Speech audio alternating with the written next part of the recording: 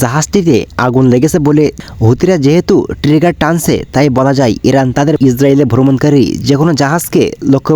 ইয়েমেনের হুতি বিদ্রোহীরা শুক্রবার লোহিত সাগরে একটি পণ্যবাহী জাহাজে হামলা চালিয়েছে।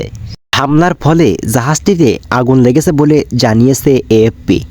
ইরান সমর্থিত হুতিরা ইয়েমেনের বেশিরভাগ অংশ নিয়ন্ত্রণ করে, কিন্তু তারা আন্তর্জাতিকভাবে স্বীকৃত নয়।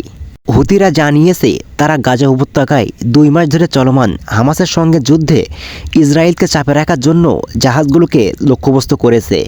মার্কিন প্রতিরক্ষা কর্মকর্তা এএফপিকে বলেছেন, আমরা সচেতন যে ইয়েমেনের হুতি নিয়ন্ত্রিত অঞ্চল থেকে উৎক্ষেপণ করা কিছু একটা জাহাজটিতে আঘাত করেছিল, ফলে তা ক্ষতিগ্রস্ত হয় ও আগুন লেগে যায়। তেল আবিবে বক্তৃতায় মার্কিন জাতীয় নিরাপত্তা উপদেষ্টা জ্যাক সুলিভান বলেছেন, হুতিরা যেহেতু ট্রিগার টানছে, তাই বলা যায় ইরান তাদের বন্দুক দিয়েছে। মার্কিন প্রতিরক্ষা কর্মকর্তা জাহাজটিকে লাইবেরিয়া পতাকাবাহী আল জাসরা হিসাবে চিহ্নিত করেছেন। এটি 2016 সালে নির্মিত 370 মিটার কন্টেইনার জাহাজ। প্রাইভেট ইন্টেলিজেন্স ফার্ম অ্যাম্ব্রে বলছে, জার্মান পরিবহন কোম্পানি হাপাগ-লয়েডের মালিকানাধীন জাহাজটি ইয়েমেনের উপকূলীয় শহর মোখার উত্তরে বিমান হামলায় ক্ষতিগ্রস্ত হয়েছে। হুতিরা বলছে তারা তাদের জাতীয়তা নির্বিশেষে ইসরায়েলে ভ্রমণকারী যে কোনো জাহাজকে লক্ষ্যবস্তু করবে এবং এখন প্রায় প্রতিদিনই আক্রমণ শুরু করছে, যদিও বেশিরভাগই ব্যর্থ হয়েছে।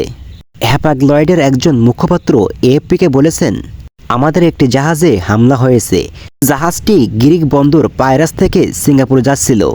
এতে কোনো হতাহতের ঘটনা ঘটেনি। জাহাজটি এখন তার গন্তব্যের দিকে যাত্রা করছে।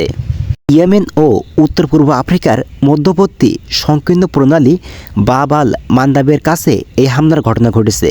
এই প্রণালী দিয়ে বেশিরভাগই বৈশ্বিক জাহাজ হয়ে থাকে। আন্তর্জাতিক বাণিজ্যের প্রায় 40% এলাকা দিয়ে যায়। পথটি লোহিত সাগর, ইসরায়েলের দক্ষিণ বন্দর ও সুয়েজ খালের দিকে প্রবাহিত। এই অঞ্চলে ট্রানজিট করা জাহাজগুলোর জন্য বিমা খরচ সাম্প্রতিক দিনগুলোতে অনেক বেড়েছে।